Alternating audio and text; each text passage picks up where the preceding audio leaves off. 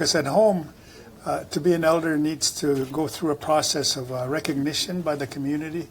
As an elder, sometimes it's not age that qualifies you as an elder. So if it was age, I would have been an elder a long time ago. But it's certainly one of categories that people are looked on as having wisdom. And I don't think I'm there yet, but maybe someday. For a lot of us that have been following the UN process related with indigenous peoples, you are full of wisdom. And what we expect is that you continue sharing that with the younger generation. Mm-hmm. Can you share where you come from and how are the youth organized? Well, I live in the north of Sweden. I'm Sami, and the Sami we live in 4 countries, north of Norway, Sweden, Finland, and the Kola Peninsula on the Russian side. So I'm here representing Sami Council. So I'm actually not here for a youth organization. I would say if it's about age, I'm not youth. But I guess when you talk of my perspective of elder and youth, I guess it has the also to do with experience. And I'm so glad that we have all of you who have been doing this work for so long and done such a tremendous job, and that you're still here so that us coming into these processes can learn from you how you have been, so we can learn the history. It's invaluable for us coming into these processes. Well, thank you. Maybe I can ask anyone here over 40? I see 2. Well, so the reason I'm asking that, this is my 40th year on the Declaration. And before that, of course, we're another couple of years. So it's been a long journey, but I'm really honored having traveled that path, but also equally willing to share our experiences. Sorry, I didn't mean to interrupt you. Chief, would you like to share with the younger generations what are the lessons that you learned in those 40 years with the UN Declaration discussion and now the 10 years of implementation?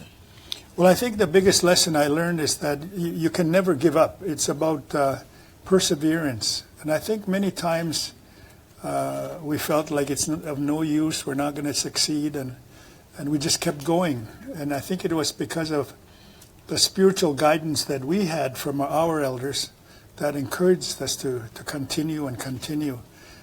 So if there's one lesson, is of course never give up. And personally, on a personal note, I think when I think back about my own, what was it that helped me? And there were 2 things, actually. A lot of prayer and a lot of exercise. Because you have to be physically and spiritually prepared as well as mentally. And I think that balance was important, and that's what the elders taught us. And from your point of view, 10 years of the implementation of the Declaration, what has changed in the life of indigenous youth in Sweden? For starters, I would like to say that what you say of just these processes takes a long time. And that's what you're saying. You've been working for this for such a long time. And I guess the Declaration, it's such a milestone, if you look historically, about work that has been done before and that it was actually adopted, and now we have it. And I guess now it's the matter of implementing it, getting the commitments stated through the Declaration into concrete action, so that we actually can see change in the ordinary lives of indigenous peoples around the world. And I think that's where we are now. I don't think that we're not there yet. Of course, we're not. So I guess we have something to live up to, and the Declaration gives us it gives us something to measure everything against. We can measure actions taken against the Declaration, and we can say that this is not enough. This is where we should be. Or we can say that, okay, now we have actually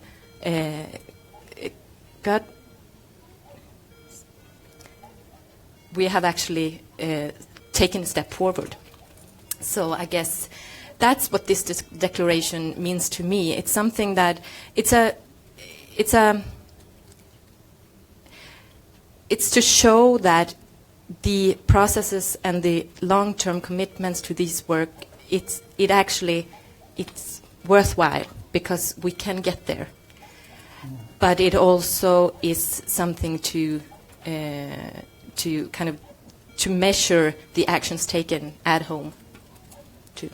I think that's very important observation. A part of the difficulty we had with the declaration was the process at the UN. And by that I mean when we were working under a different set of rules, I would say. For example, the working group on indigenous populations, I don't like that word, but the working group, it had a rule that if there was no consensus, you had to start over for another year. So you started over each time. And it only took one state to say no. They didn't have to explain why they said no, but they said no, and that started you another whole year to do that. So that was a part of the long time process because of the way the UN operated then and still does in some cases by consensus, and if one says no, then you start over again. Compared to the ILO, for example, which is a 2-year process. It's specific, it's mandated that it be done in 2 years, and convention like the one on indigenous peoples took 2 years to amend. So there's 2 different processes, and one of the difficulties was the rules of procedure itself. But now we're there, we're done. We've got no, I shouldn't say we're done as far as the declaration we are, because it's the implementation challenge that we have now to complete. And I have to tell you, I co-chaired a lot of the meetings at the UN through the process of developing the declaration. And when it was brought to a vote in Geneva, Canada had voted against it. When it was brought here, after an intersessional working group, Canada voted against it. Eventually, they changed their position in 2010. Last year, you heard it here that they had changed their position completely to complete support without qualifications. Now, I never thought I'd see the day that would happen when you compare 40 years to how long. Today they reaffirmed that. That's no? right. And for me, that's such an affirmation of that willingness to keep going, to keep after your people's dreams and wishes, especially the elders, as the instructions they gave us on why we needed to go internationally and to keep going. So now in our country, we have a prime minister that mandated the Minister of Indigenous Affairs to implement the declaration. And that's a big change. That took us 38 years to get to that point. Now, of course, our eyes are on implementation, and thank you for raising that, because you're inheriting that. You, the young people in the room, are inheriting that from us. But we're always there in terms of trying to guide in the best way that we can based on the experiences that we representing the young people in the room and the ones that are seeing this program. What, from your point of view, are the main challenges for inheriting that? How do you see the youth continue without stopping and respecting the mandate of the elders? Sometimes I feel like our youth, they're having so many problems to follow that path. How do you feel about that? And what would be some of your recommendations? Well, we have certainly something to live up to. And I actually feel that young people are very committed and very willing to work for indigenous people's rights. And for the Sami people, we have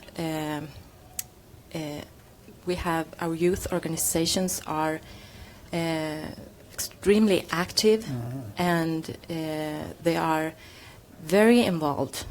And we meet them here at the Indigenous meetings and the international meetings all over the world. So they are, I feel that young people now are actually pushing the established the Sami parliaments and the other established or Sami organizations to actually take actions and to be this. I think that the youth actually are up to the task. Yeah. And Chief, how can the elders support that struggle of the youth? Now that, I would say, after 40 years, how can we support that? I think there's an opportunity for us to converse, like we are right here, elders with the youth. And that's important, that communication and dialogue is critical to going forward. Because there are some things that we may have experienced in the past that might be helpful. Bearing in mind that you're in a totally different set of circumstances as young people, sometimes beneficial circumstances with for example, the media, the communication technology that's available there to communicate with each other across borders or around the world. And I agree, the young people have been very, very active. I cannot forget a very powerful intervention by the Sami youth, for example, on a very, very difficult and challenging issue of suicide, youth suicide.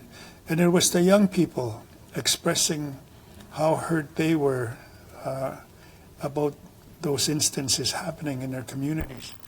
And that was a very powerful message, and they took it among themselves to carry that. By the way, to get that topic on the agenda here at the UN was a very difficult challenge. But once it was there, it was the youth, like the Sami youth, who carried it the rest of the way to call attention to the world about that situation. So I think we are in good hands with the young people that are coming here, for example, with the Youth Caucus, how they surround each other when there's a speaker, breaking all kinds of rules, but they do it anyway to support a youth person, and I think that's amazing. What would be your final message for the youth to continue in this struggle, the indigenous youth and the other type of support we need to build with the rest of the youth, non-indigenous? Well, I guess it's up to the youth to keep on the struggle, because as we say, we have the declaration, and we are so lucky that we have had our representatives going through with that work and seeing it to the end, so that we now have the declaration. And now it is the next step is implementation. And I guess that's where we are now.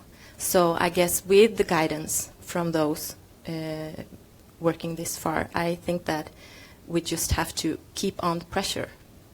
Yeah. And Chief, in your 40 years of experience at the UN, how have you seen women and men from indigenous peoples' participation, something that we can share with the youth? Actually, it's interesting you asked me that, because it was in my mind when I'm thinking back. At the first session of the Permanent Forum, for example, we as members decided to make women's issues a cross-cutting issues, so that it didn't matter what was on the agenda: development, environment, human rights, education, health. Women's issues were going to be cross-cutting all of that.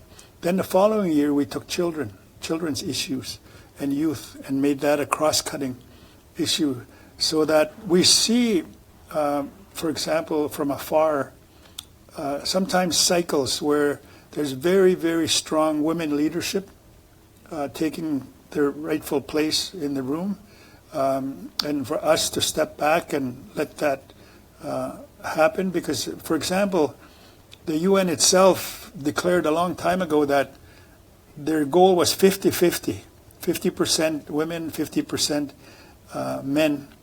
But it was the Permanent Forum which has been the only mechanism in the UN that accomplished that, in fact exceeded it, where at some point of our history at the forum, there were more women representatives on the forum, which was really important because you carry a different perspective than we as men, and that was a very important advancement in the promotion of the rights of Indigenous peoples. For example, to hear from you as mothers or to hear from you as grandmothers, I think that was critical, a step forward. So women have played a very, very important role. In fact, I'll have a little confession. When I saw the development of the women's movement at the UN, I watched what they did. And I saw how they were very successful, for example, going across borders by not allowing them to be marginalized. Because in some instances, they would say, well, you have the Permanent Forum, take your issues over there. And we say, no, this is a development issue. We need to be at the development discussion. Or this is an environmental discussion. We need to be there. So I saw them do that. And they didn't allow the government structure to marginalize them into only one place. So that leadership, I modeled that, I thought, in my own deliberations and arguments at the UN to make sure that we weren't buttonholed into one place only, and that's all that was available to us, because we have every issue that the UN discusses is about us, and we need to be at all the other meetings, not just our own Indigenous meetings. So women's leadership has been critical. And with the youth, how do you see that, the men and women leadership in the youth movement now? Would you like to share? Well, from the Sami perspective, we actually, I think, have to start recruiting young men. Mm-hmm. We have a very strong representative of Sami women. So, and I guess that's a good thing, as you say. And we need the participation from both men and women. Yes. So I remember our trip to Canada and the important role you played in the peace and the reconciliation commission. Mm-hmm. And when I think about the indigenous youth and the history of colonization, I would like to ask you if you think we are now in the position, after 10 years of the adoption of the declaration, to say to the youth, we have set in place enough mechanisms to overcome that history of colonization. I don't think so. I don't think we're there yet. But next week's discussion will get us closer to there when we talk about participation of Indigenous peoples at the UN with the resolution that's going to be brought forward that will discuss that particular topic. I don't think we're there yet. For example, I think we're missing in the World Trade Organization. We're missing in the UPR process itself. We're missing in some of the important venues where discussions are happening still today. So we're not there yet, I don't think. We have to keep working to secure our voice and place in other arenas, especially now that the world is focused on 2030, the 2030 being the sort of a target. We need to be at every stage of that to make sure that states don't fall back and keep advancing with us on protection of our rights. So we're not quite there yet, I don't think, and I would encourage the youth to seek those places where we're not there yet and talk and participate in those areas. The Declaration on Development, one of the biggest challenges of Indigenous peoples has always been development by others, whether it's private industry and development, but we're not there enough. The business and human rights discussions, we're there, but we're not sufficiently there. So I think there's places where we can still go and advocate for our issues. So Åsa, what can we do to encourage the youth to use these mechanisms and to use these different themes that have been developed by the elders during this last year. What can we do to encourage more of that? Well, I guess one thing is to show the path into these processes, because it can be a bit overwhelming. The UN, the EU, all these big organizations and all the processes. And I guess through our organizations and our representatives already in these processes, we can give guidance so that youth can find the path in, so they know that this is not unpenetrable. It's possible to be there, and as you say, you can be at these arenas, and you can have a voice there. So I guess that's also the challenge to find the doors to these processes. Yeah. As you reminded us, 40 years, they have been doing it. So we can penetrate and we can make changes. And of course, if we have a strong youth movement, men and women, that are willing to continue this path, we are only beginning the implementation of the UN Declaration on the Rights of Indigenous Peoples. So thank you for this conversation. Thank you. And thank you for visiting so much. our Indigenous Media Zone. Great. Thank you very much. Keep up Thank the you. good work.